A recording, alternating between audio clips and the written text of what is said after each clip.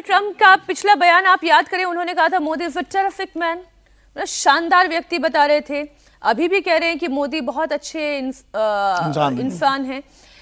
अरे फिर भारत पे आप टैरिफ क्यों लगा रहे हैं? क्योंकि आपको रशिया को कर्ब करना है, आपको उनको स्नब करना है, तो आप इसलिए इंडिया को स्नब करने की कोशिश कर रहे हैं टैरिफ के दम पर। कुछ भी सिर्फ अपने डोमेस्टिक जो उनका ऑडियंस है, जो उनके वोटर्स हैं, उनको खुश करने के लिए ट्रंप बोल रहे हैं। उनको पता है कि भारत कतई उनकी धमकी से नहीं झुक रहा है।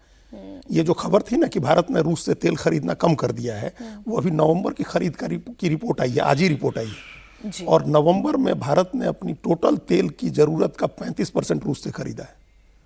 35% तेल हम लोगों ने रूस से खरीदा है और 15% अमेरिका से खरीदा है। अमेरिका से भी खरीद बढ़ाई है भारत ने, लेकिन रूस से 35% तेल हम लोग खरीद रहे हैं। किसी भी दूसरे देश से ज्यादा नवंबर के महीने में भारत ने रूस से तेल खरीदा है।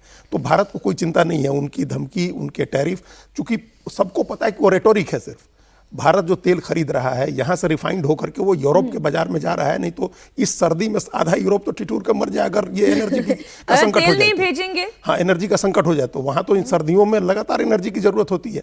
तो ये जो गुड़ खाएंगे, गुलगुले से परहेज करेंगे, ये दोनों नहीं चलेगा ना। आप धमकी दे रहे हैं, दूसरी तरफ उसी एनर्जी से आपका काम चल रहा है, तो ये नहीं चलेगा। ये उनको भी पता है। तो ये रेटोरिक अपने देश को सुना रहे हैं। हर चीज को वो जोड़ देते हैं कि हम यूक्रेन युद्ध खत्म कर देंगे अगर भारत तेल खरीदना कम कर दे। हमने वेनेजुएला पर कब्जा कर लिया, तो अब एक तो पहले यूरोप का तेल कम करवा दें, फिर अपना तेल कम करवा लें। नहीं, यूरोप हमारा रूस वाला तेल ही तो रिफाइंड होकर हमारे यहाँ से जा रहा है, वो खरीद रहा है। तो वो यूरोप का तेल कम करवा दें, अमेरिका का तेल कम करवा दें, वो रशिया के साथ खुद अपनी ट्रेड कम कर दें, उसके बाद फिर भारत को कहें, फिर ये धमकी दें। यूरोप को रोक देंगे मत खरीदो भारत से। रूस से तो खुद ही यूरेनियम खरीद रहा है अमेरिका। वही मैं कह रही हूँ कि भाई रूस के साथ आप अपना ट्रेड पहले बंद कर दीजिए, फिर भारत को धमकी दें, तब तो कोई बात है, हम कहें कि हाँ आप इस दुनिया के दादा हैं। खैर, ट्रंप ने एक धमकी ईरान को भी दी है और उसी ईरान से एक बड़ी खबर आ रही है। ईरान ने सुप्रीम लीडर खामेनेई के खिलाफ बगावत तेज कर दी है। 9वें दिन ईरान के 70 से ज्यादा शहरों पर लोग प्रोटेस्ट कर रहे हैं। खामेनेई के खिलाफ नारेबाजी हो रही है और शाह पहलवी के समर्थन में आवाजें उठ रही हैं। ईरान के विरोध में आवाज को कुचलने के लिए बड़े पैमाने पर फोर्स की तैनाती अब कर दी गई है। प्रदर्शनकारियों के साथ भयंकर झड़प हो रही है।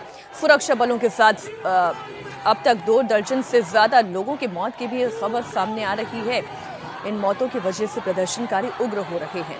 जगह जगह पुलिस पर हमला होना, सरकारी इमारतों को आग लगाना, अब ऐसी तस्वीरें आ रही हैं। तो शुरुआती दिनों में जो शांत प्रदर्शन दिख रहा था, वो धीरे धीरे इसी टसल की वजह से हिंसक होता दिखाई दे रहा है। अच्छा, एक तस्वीर और आपको दिखा देती हूँ।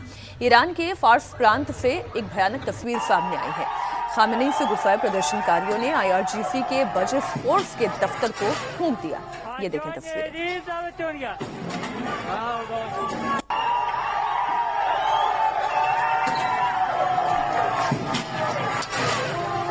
Johnny,